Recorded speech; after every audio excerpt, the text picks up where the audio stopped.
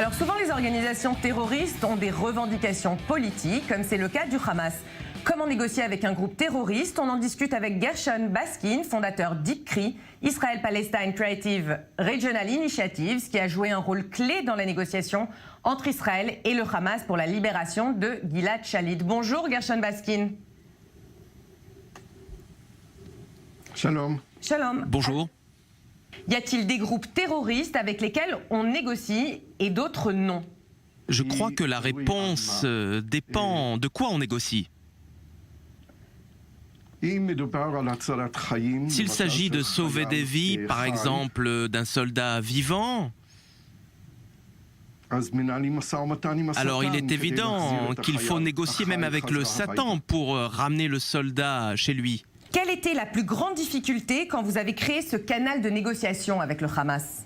La plus grande difficulté fut de négocier avec les deux parties qui ne souhaitaient pas avoir de médiateur.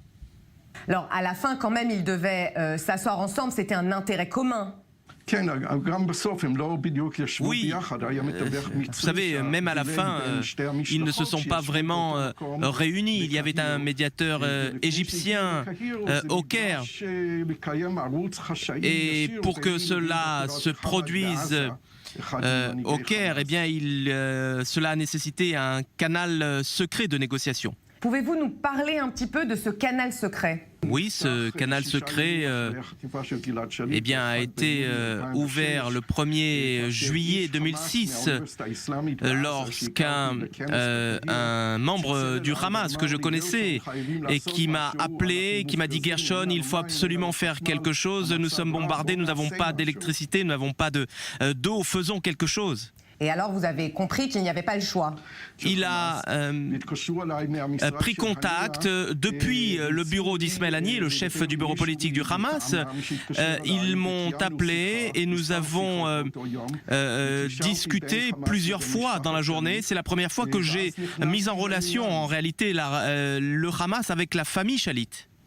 Pensiez-vous à l'époque que le Hamas deviendrait le groupe le moins radical de Gaza, à qui Israël peut, je voudrais dire, plus ou moins faire confiance?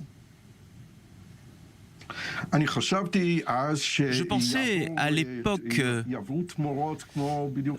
que eh bien, le Hamas connaîtrait certaines évolutions, comme le Fatah à l'époque, et qu'il y aurait effectivement un glissement entre le terroriste et le politique. Je ne qualifierais pas le Hamas d'organisation pragmatique. Je crois qu'il cherche aujourd'hui, oui, effectivement, à arriver à un arrangement avec Israël.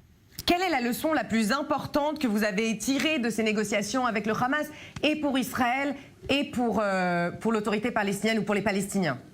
Je crois que nous sommes dans la même situation depuis 5 ans, depuis bordure protectrice en 2014. Il y a encore 2 dépouilles israéliennes et des civils israéliens qui sont encore en captivité auprès du Hamas.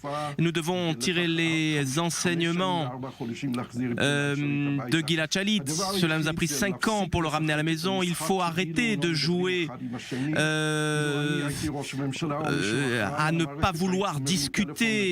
Si j'étais aujourd'hui le Premier ministre israélien, eh bien je prendrais langue avec le Hamas pour tenter de négocier et arrêter avec tous ces médiateurs et ces tiers partis pour privilégier un canal direct avec le Hamas.